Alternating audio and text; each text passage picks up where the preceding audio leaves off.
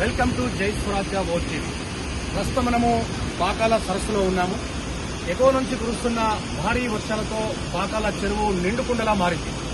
ఇక్కడ వరంగల్ ఉమ్మడి జిల్లాల విషయానికి వస్తే పాకాల చెరువు నుంచి వేలాది మంది రైతులు తమ ఆనందాన్ని వ్యక్తం చేస్తున్నారు.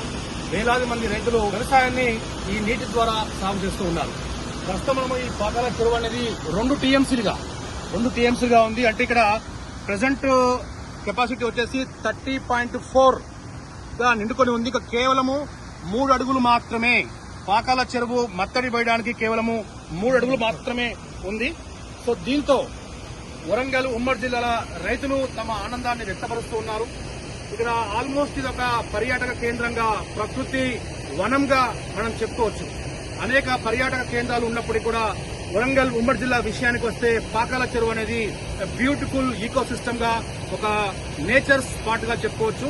మరి ఇక్కడ ఈ రోజు వీకెండ్ కాబట్టి ఇక్కడ వచ్చే పర్యాటకులు చాలా మంది తమ కుటుంబ సభ్యులతో ఆనంద గడియలు గడపడానికి ఇక్కడికి ఉన్నారు.